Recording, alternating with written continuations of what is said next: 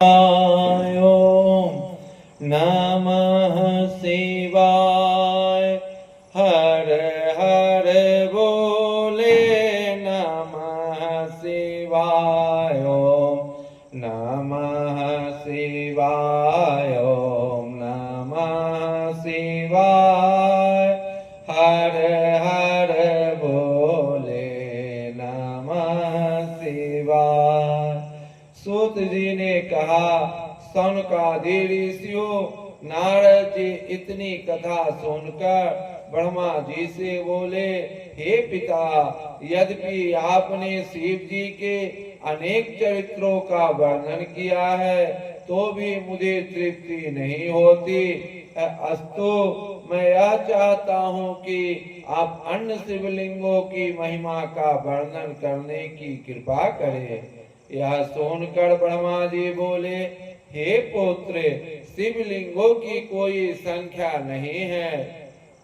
लिंग से भिन्न अन्य कोई वस्तु नहीं है, तो भी मैंने जहाँ तक अपनी बुद्धि के अनुसार समझा है और जो कुछ मुझे विष्णु जी के द्वारा ज्ञात हुआ है वह मैं तुम्हें बताता हूँ। हे नारद, आकाश, अंतरिक्ष, पृथ्वी तथा पाताल में शिव जी ने जहाँ कहीं किसी देवता, मनुष्य अथवा दैत्य को अपना दर्शन दिया है वहीं वे लिंग रूप होकर स्थित हो गए हैं। उन शिवलिंगों को पूजन करने से अत्यंत आनंद की प्राप्ति होती है। इस पृथ्वी पर शिव जी के असंख्य लिंग स्थापित हैं। उनमें जो अत्यंत प्रसिद्ध तथा वर्णन करने योग्य हैं उन्हीं का वृत्तांत मैं तुमसे कहता हूँ। उन लिंगों में भी जो बड़े तथा अधिक श्रेष्ठ हैं उन्हें ज्योतिर्लिंग कहा जाता है। ज्योतिर्लिंगों में शिव जी पूर्णांश से विराजमान रहते हैं। उन ज्योतिर्लिंगों का वृत्तांत इस प्रकार है। पहले सोमनाथ सौराष्ट्र में गिरजा सहित विराजमान है। दूसरे मल्लिका अर्जुन श्री शैल पर स्थित हैं। तीसरे महाकाल उज्जैनी में सुशोभित हैं। चौथे अमरनाथ हिमालय पर्वत पर स्थित हैं। पांचवे केदारेश्वर केदार स्थान में सुशोभित हैं। छठे भीमशंकर डाकनी तीर्थ स्थल पर स्थित हैं। सातवें विश्वनाथ काशी में विराजमान हैं। आठवें त्र्यंबकम गौतमी नदी के तट पर स्थित हैं।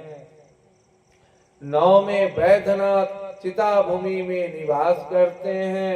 10वें नागेश दारुक वन में सुशोभित हैं। 11वें रामेश्वर सेतु के ऊपर निवास करते हैं तथा 12वें धुतिमान शिव गृह में विराजमान हैं। जो व्यक्ति प्रभात के समय पवित्र होकर इन 12 ज्योतिर्लिंगों के नाम लेता है उसके संपूर्ण मनोरथ पूर्ण होते हैं। हे नारद, इन ज्योतिर्लिंगों का प्रभाव तथा महिमा अप्रेम है। मोक्ष केवल 4 प्रकार के व्यक्तियों को ही मिलता है। वे हैं शिव जी के भक्त, वेद पाठी, ज्ञानी तथा ध्यानी। ज्योतिर्लिंगों के दर्शन करने से नपुंसक तथा पापी मनुष्य भी ब्राह्मण का जन्म पाकर मुक्त हो जाते हैं। अस्तु, ज्योतिर्लिंगों का दर्शन, सेवन, स्मरण तथा पूजन अवश्य करना चाहिए। अब मैं तुमसे उपलिंगों का अलग अलग वर्णन करता हूँ। पहले अंत के सतवा सोमेश्वर उस स्थान पर विराजमान है जहाँ महासागर नामक समुद्र स्थित है। दूसरा रुद्र नामक उपलिंग भृगु कक्ष में है। तीसरे उपलिंग का नाम है दुग्धेश। चौथे का कदम्बेश। पांचवें का भूमीश। छठे का भीमेश्वर। सातवें का लोकनाथ। आठवें का त्र्यंबकम अथवा श्रीमय। नौवें का बैजनाथ। 10वें का भूतेश्वर। 11वें का गुप्तेश्वर तथा 12वें का वाग्देश प्रसिद्ध है। इन उपलिंगों के दर्शन से मनुष्य को अत्यंत आनंद प्राप्त होता है। हे नारद, अब तुम उन शिवलिंगों का वर्णन सुनो जो पूर्व दिशा में स्थित है।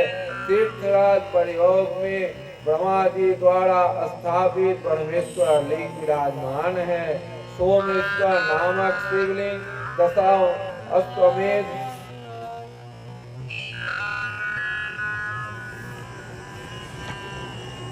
तीर्थ पर स्थित है। नागेश्वर नामक शिवलिंग शंखेश्वर नगर में यह है। काशी में अब मुक्तेश्वर के अतिरिक्त विंध्यवाल, कीर्तवालेश्वर, तिलाभांडेश्वर, जयसुमेधेश्वर, मणिकृतेश्वर, तारेश्वर, गोधुमेश्वर, महाभूतेश्वर, केदारेश्वर, रामेश्वर, बटुकेश्वर, पूरेश्वर तथा नागेश्वर नामक शिवलिंग भी विराजमान है। पतन देश में दुरेश्वर तथा मृगेश्वर नामक शिवलिंग है। वेदों ने जिसकी महिमा का वर्णन किया है, उस बैजनाथ धाम में नागेश्वर, सिद्धेश्वर, विमलेश्वर, कामेश्वर, व्यासेश्वर, भांडेश्वर, ओंकारेश्वर, कुमारेश्वर, शुक्रेश्वर, वटेश्वर, सुरेश्वर, भूतेश्वर, ज्ञानेश्वर, पुरेश्वर, काटेश्वर, सोपेश्वर, कदमेश्वर तथा चलेश्वर नामक शिवलिंग विराजमान है। पुरुषोत्तम पुरी में भुवनेश्वर नाग शिवलिंग है। वह अपने दर्शन करने वालों के संपूर्ण कष्टों का निवारण करता है। वहाँ शिव जी अपने गुरु जगन्नाथ जी के बदले स्थित होकर सब लोगों की मनोकामनाओं को पूर्ण करते हैं। यह शिवलिंग पूर्व दिशा में स्थित है। ब्रह्मा जी बोले, नारद, अब मैं मत ज्ञान लिंग का वर्णन करता हूँ। एक बार कलयुग के प्रारंभ में मैंने यह इच्छा की कि मुझे एक ऐसा यज्ञ करना चाहिए जिससे धर्म की वृद्धि हो तथा संपूर्ण पाप नष्ट हो जाए। अस्तु, ऐसा निश्चय करके मैं विष्णु जी के समीप गया और उन्हें अपना मनोरथ कह सुनाया। तदुपरांत मैंने उनसे यह प्रार्थना की कि आप मुझे कोई ऐसा स्थान बता दीजिए जो अत्यंत पवित्र तथा सुंदर हो और जहाँ जाकर मैं अपने जग को निपुण कर सकूं। उस समय विष्णु जी ने मुझे यह उत्तर दिया, हे ब्राह्मण, चित्रकूट नामक जो सिद्ध पर्वत है, उसे देखने मात्र से ही मनुष्य पाप रहित हो जाता है। वहाँ मंदाकिनी नदी बहती है, जिसमें स्नान करने से संपूर्ण पाप नष्ट हो जाते हैं। वह नदी पर्वत के बीच बहती हुई धनुष के समान प्रतीत होती है। वह स्थान मुझे अत्यंत प्रिय है। तुम वहां जाकर एक कुड़ी बसाओ और शिवलिंग की स्थापना करो। हम भी 12 अंगुल के प्रति माँ पूर्ति से प्रकट होकर तुम्हारे जग की वेदी में स्थित रहेंगे। हे ब्राह्मण, त्रेता तथा द्वापर युग में हम संसार में अवतार लेकर संसार को आनंद प्रदान किया करते हैं। अस्तु, आगामी त्रेता युग में हम अपने 4 अंशों द्वारा 4 रूप होकर राजा दशरथ के घर में अवतार लेंगे। दंडक वन में जाकर रामेश्वर शिवलिंग की स्थापना करेंगे तथा उनकी सेवा करके वरदान प्राप्त करेंगे। तदुपरांत हम सपरिवार सहित रावण का वध करेंगे। शिव जी की सेवा किए बिना कोई कार्य पूरा नहीं होता। यह बात हम तुमसे बिल्कुल सत्य कहते हैं। अतः तुम्हें भी उचित है कि तुम सर्वप्रथम शिवलिंग की स्थापना करो, तत्पश्चात यज्ञ करना। हे नारद, विष्णु जी की आज्ञा अनुसार मैंने चित्रकूट पर्वत पर पहुंचकर शिवलिंग की स्थापना की तथा अपने सभी पुत्रों एवं देवताओं से शिवलिंग का बहुत प्रकार से पूजा तथा स्तुति की। उस समय हमारी सेवा से प्रसन्न होकर एक दिन वहाँ प्रकट होकर दर्शन दिए और यह कहा, हे ब्राह्मण, तुम जो चाहो वह पर हमसे मांग लो। यह सुनकर मैंने निवेदन किया, हे प्रभु, आप मेरे ऊपर कृपा कर अपने प्रमाण सहित इस लिंग में स्थित रहे।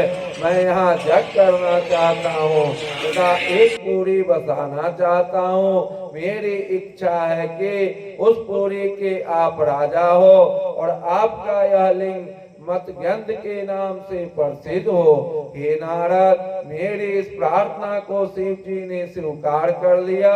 तदुपरांत शिव जी उस लिंग के भीतर प्रवेश कर गए। तब मैंने उस स्थान पर जग करके विष्णु जी के निमित्त एक पूरी बसाई। उस पूरी को देखने से ही संपूर्ण पाप नष्ट हो जाते हैं। मतगन शिव जी उस पूरी के राजा हुए और वह स्थान कैलाश के नाम से प्रसिद्ध हुआ। मंदाकिनी का घाट शिव गंगा के नाम से प्रसिद्ध हुआ।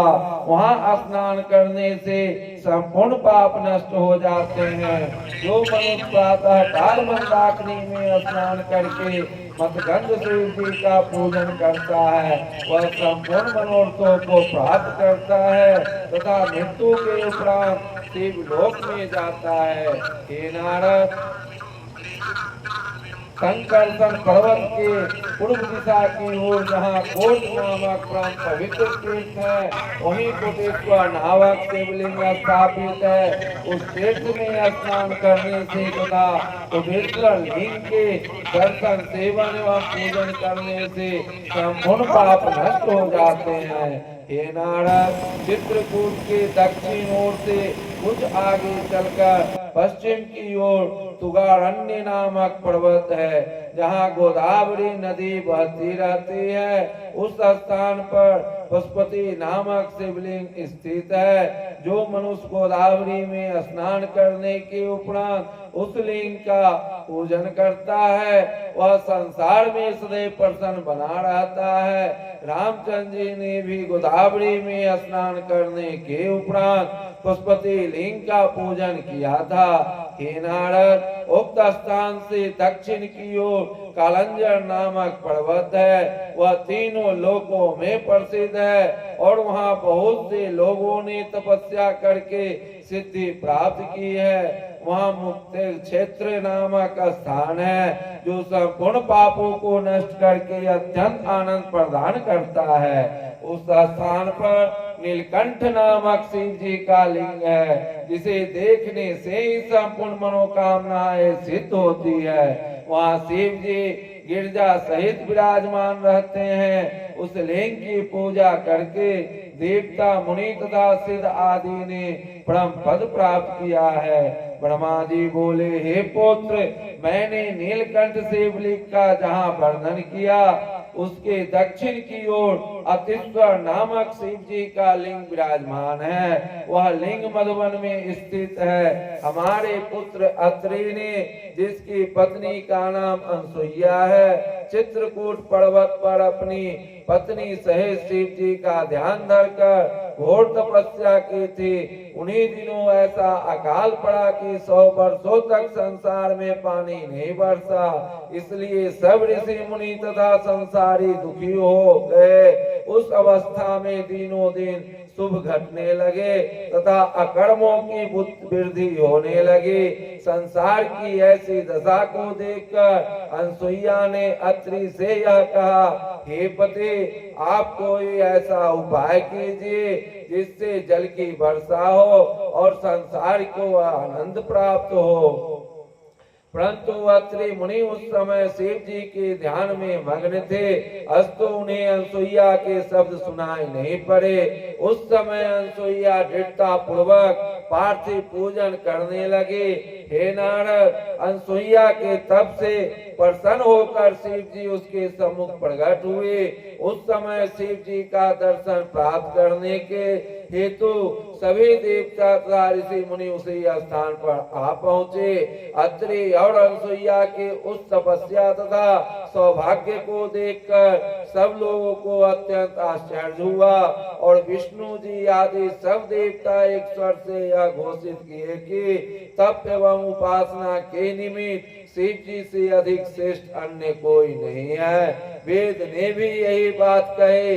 तत्पश्चात सब देवता आदि तो अपने अपने स्थान को चले गए, परंतु शिव जी वही स्थित रहे। शिव जी के कारण गंगा भी वही रह गई। इस प्रकार अत्रि मुनि को तपस्या करते हुए 54 वर्ष का समय और व्यतीत हो गया। एक दिन अत्रि मुनि ने अपने ध्यान को छोड़कर अनसुईया से जल मांगा। तब अनसुईया कमंडलू हाथ में लेकर जल प्राप्त करने के लिए वन में इधर उधर भ्रमण करने लगी। उस समय अनसुईया को चिंतित देखकर गंगा जी ने उनके समीप पहुंचकर यह कहा, हे अनसुईया, भला यह तो बताओ कि तुम कहाँ जा रही हो। हे नारद, गंगा जी के मुख से ऐसे वचन सुनकर अनसुईया जी ने प्रसन्न होकर पूछा, हे बहन, तुम कौन हो और किस लिए खड़ी हो? तुम्हें देखने से मेरे हृदय में अत्यंत प्रीति उत्पन्न हुई है, इसलिए तुम मुझे अपना सब वृत्तांत बताओ। उस समय गंगा ने उत्तर दिया, हे अनसुईया, मेरा नाम गंगा है और मैं तुम्हारे अधीन हूँ। अब तुम्हें जो चाहिए वह वर मुझसे मांग लो। यह सुनकर अनसुईया जी ने कहा, हे गंगे, यदि ऐसी बात है तो तुम यही रहो और मुझे अपने पति के लिए जल प्रदान करो। हे नारद, यह सुनकर गंगा जी वहीं स्थित हो गए। तदुपरांत उन्होंने अनसुईया के कमंडलों को जल से भर दिया। अनसुईया उस जल को लेकर अत्रि जी के पास जा पहुंचे। तब अत्रि जी ने जल पीकर अनसुईया जी से पूछा, हे प्रिय, तुम यह जल कहाँ से लाई हो? अनसुईया जी ने उन्हें सब हाल कह सुनाया। उस वृत्तांत को सुनकर अत्रि मुनि अपने आसन से उठकर गंगा जी के समीप जा पहुंचे और वहां स्नान करके स्तुति करने लगे। अनसुईया जी ने भी अत्यंत प्रसन्नता पूर्वक गंगा में स्नान किया। उस समय गंगा जी ने अत्रि जी तथा अनसुईया जी से इस प्रकार कहा, तुम्हारी तपस्या पूर्ण हो चुकी है, अस्तु अब मैं यहाँ से जाती हूँ। गंगा जी के ऐसे वचन सुनकर अत्रि जी और अनसुईया जी ने उनसे वहीं रहने की प्रार्थना की। तब गंगा जी ने यह कहा कि यदि तुम मुझे 1 वर्ष के लिए शिव पूजन का फल प्रदान करो तो मैं यहाँ रह सकती हूँ। अनसुईया ने इस बात को स्वीकार कर लिया तथा गंगा वहीं स्थित हो गई। उसी समय शिव जी भी अपने मुख सिंहों सहित उस स्थान पर प्रकट हो गए। हे नारद, शिव जी के दर्शन पाकर अत्रि जी तथा अनसुईया जी अत्यंत प्रसन्न हुए और प्रार्थना करते हुए यह कहने लगे, हे प्रभु, आप यही पर स्थित रहिए। अत्रि जी की प्रार्थना स्वीकार कर शिव जी गंगा जी सहित उस लिंग में स्थित हो गए, जिसकी स्थापना अत्रि जी तथा अनसुईया जी ने की थी। अत्रि जी ने जो लिंग स्थापित किया था वह अत्रीश्वर शिवलिंग के नाम से प्रसिद्ध हुआ तथा गंगा मंदाकिनी नाम से विख्यात हुए। तब अनेक ऋषि मुनि अपने परिवार सहित उसी स्थान पर आकर रहने लगे। शिव जी की कृपा से उसी समय संसार में बड़े जोर की वर्षा हुई, जिससे सब प्राणियों को आनंद प्राप्त हुआ।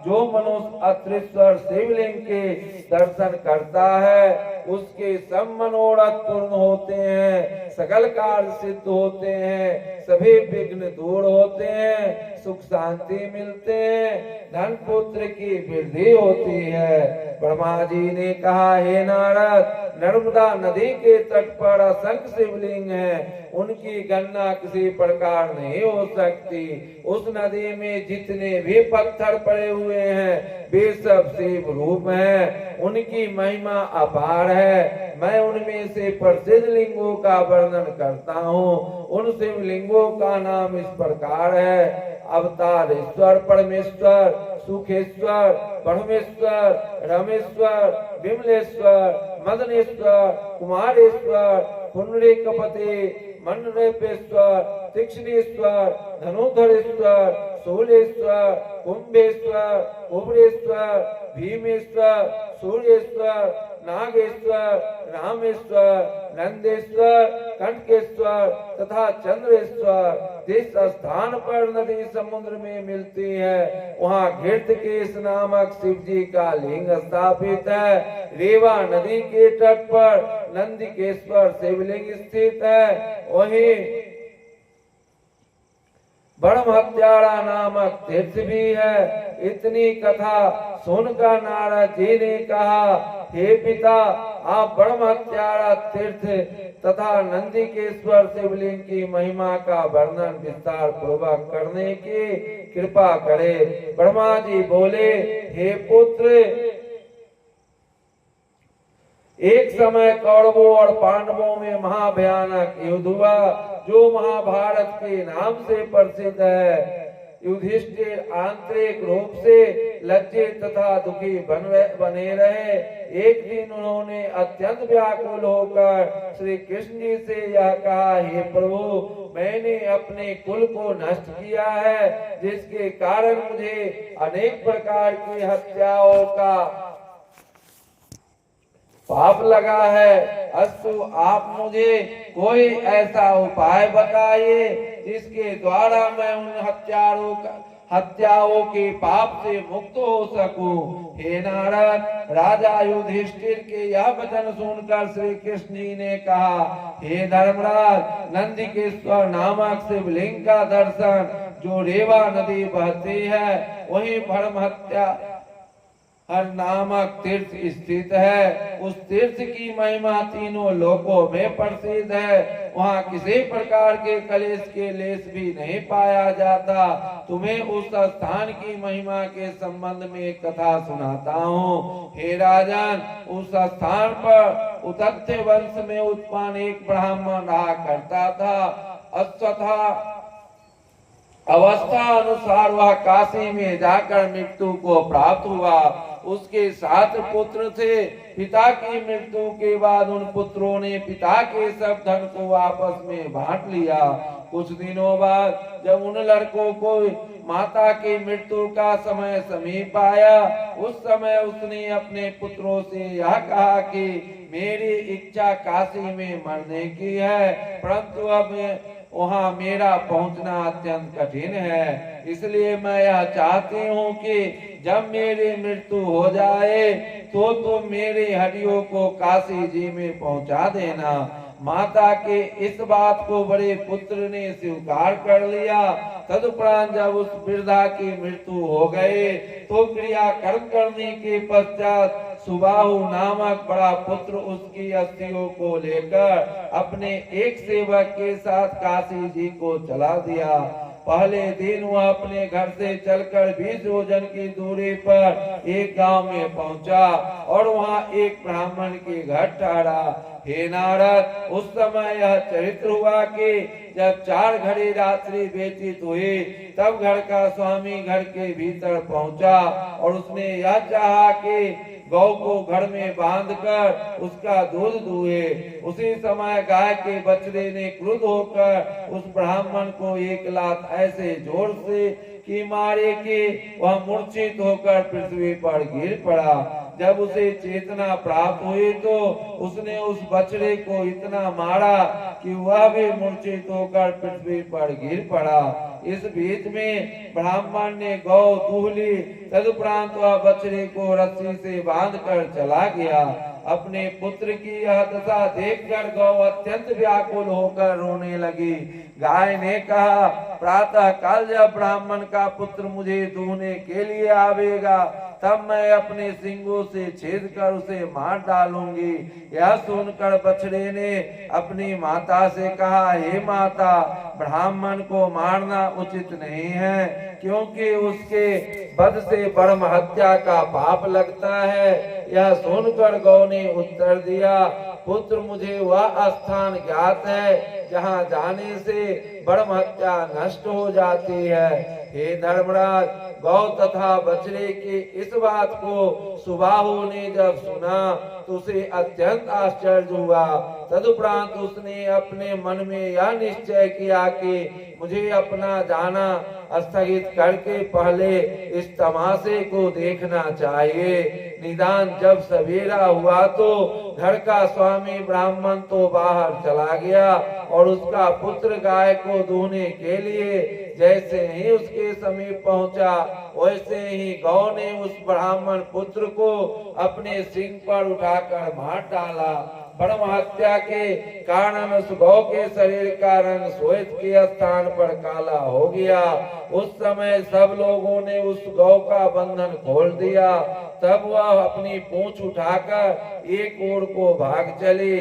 सुबाहु इस दृश्य को देखकर ब्रह्म हत्या हर तीर्थ का पता जानने के लिए अपने सेवक सहित उस गौ के पीछे पीछे चल दिया।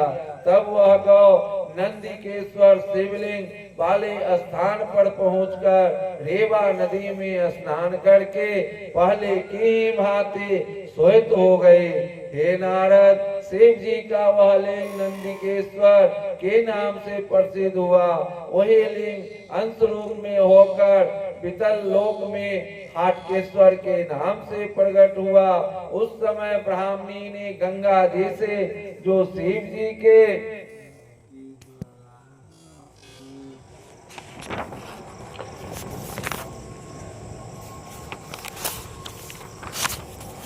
साथ आए थे यह प्रार्थना की कि हे गंगे, मुझे आपके दर्शनों से अत्यंत आनंद प्राप्त हुआ है। मेरी यह इच्छा है कि आप भी इसी स्थान पर स्थित रहे। यह सुनकर गंगा ने उत्तर दिया, हे ब्राह्मणी, तुम्हारे समान धन्य तथा सौभाग्यशाली स्त्री संसार में अन्य कोई नहीं है, क्योंकि तुम्हारी प्रसन्नता के हेतु शिव जी प्रकट हुए हैं। मैं भी तुमसे अत्यंत प्रसन्न हूँ और यह वर देती हूँ कि मैं आज के दिन अर्थात वैशाख शुक्ल सप्तमी को सदैव यहाँ आया करूंगी। उस दिन जो व्यक्ति यहाँ स्नान करेगा मैं उसे मुक्ति प्रदान किया करूंगी। इतना कहकर गंगा जी भी अंतर ध्यान हो गए। उसी दिन से वह स्थान तीर्थ रूप में प्रसिद्ध हो गया। हे नारद, जो मनुष्य उस तीर्थ में जाकर स्नान करता है उसके संपूर्ण पाप नष्ट हो जाते हैं तथा उसे दोनों लोकों में आनंद मिलता है। यह चरित्र अत्यंत पवित्र तथा मनोभिलाषा पूर्ण करने वाला है। ब्रह्मा जी ने कहा, हे पुत्र, रेवा नदी शिव जी की गिरजा जी के समान अत्यंत प्रिय है। इस नदी के सभी पत्थर शिवलिंग के समान पूजा करने योग्य हैं। रेवा के दोनों तटों पर शिव जी के असंख्य मंदिर हैं। इसी नदी के उत्तर की ओर हनुमान जी द्वारा स्थापित कपिश्वर नामक शिवलिंग है। इस कथा को सुनकर नारद जी ने कहा, हे पिता, आप इस चरित्र का विस्तार पूर्वक वर्णन कीजिए तथा यह बताइए कि हनुमान का ब्रह्म हत्या का पाप किस प्रकार लगा। ब्रह्मा जी बोले, हे नारद, रामचंद्र जी की मनोकामना पूर्ण करने के हेतु शिव जी ने हनुमान नामक बानर का अवतार लिया था। उन्होंने हर प्रकार से रामचंद्र जी की सहायता की तथा संसार में रामदूत के नाम से प्रसिद्ध हुए। रावण का कुल सहित नाश करके वे रामचंद्र जी, लक्ष्मण तथा सीता को लेकर अयोध्या जा पहुँचे। हे नारद, रावण ब्राह्मण था, अस्तु उसका वध करने के कारण रामचंद्र जी ने बहुत दिनों तक पश्चाताप किया। तदुपरांत एक दिन वे अपने भाई लक्ष्मण सहित नौमी सारण्य में स्थित हत्याहरण तीर्थ पर जा पहुँचे। वहां उन्होंने लक्ष्मण सहित स्नान करके एक शिवलिंग की स्थापना की। ऐसा करने से उनका संपूर्ण पाप नष्ट हो गया। एक दिन की बात है कि हनुमान अत्यंत अहंकार में भरकर कैलाश पर्वत पर पहुँचे और शिव जी के दर्शन करने के हेतु आगे बढ़े। उस समय नंदीश्वर ने उन्हें रोकते हुए यह कहा, हे हनुमान, तुम शिव जी के दर्शन करने के योग्य नहीं हो, क्योंकि तुमने रावण जैसे ब्राह्मण का वध किया है। उसकी हत्या के कारण तुम्हें पाप लगा है। अस्तु, जब तक तुम इस पाप से मुक्ति नहीं पाओगे तब तक शिव जी तुम्हें दर्शन नहीं देंगे। अब तुम्हें उचित है कि अहंकार को त्याग कर रेवा नदी के तट पर जाओ और वहां शिवलिंग की स्थापना करो। ऐसा करने से तुम्हारा पाप नष्ट हो जाएगा। तब तुम शिव जी का दर्शन करने के लिए यहाँ आना। नंदीश्वर की यह बात सुनकर हनुमान जी रेवा नदी के तट पर जा पहुँचे। वहाँ उन्होंने शिवलिंग की स्थापना करके उसका भली भांति पूजन किया और बारंबार स्तुति की। उस समय शिव जी ने हनुमान जी के सम्मुख प्रकट होकर यह कहा, हे हनुमान, हम तुमसे अत्यंत प्रसन्न हैं। यद्यपि तुम हमारे ही स्वरूप हो तो भी हमने तुमसे यह तप इसलिए कराया है ताकि संसार में ब्राह्मण की महिमा स्थिर बनी रहे। इतना कहकर शिव जी अंतर ध्यान हो गए और हनुमान जी के हृदय का क्षोभ भी नष्ट हो गया। ओम नमः शिवाय, ओम नमः शिवाय, हर हर बोले नमः शिवाय, ओम नमः शिवाय, ओम नमः शिवाय, हर हर बोले नमः शिवाय। जय सिया राम, जय जय सिया राम, पार्वती पते हरे हरे, जय जय श्री राम, जय राम, जय जय राम, पार्वती पते हरे हरे। जय काली दुर्गे राधे श्याम, गौरी शंकर सीताराम, जय जय काली दुर्गे राधे श्याम, गौरी शंकर सीताराम। जय श्री महाकाल।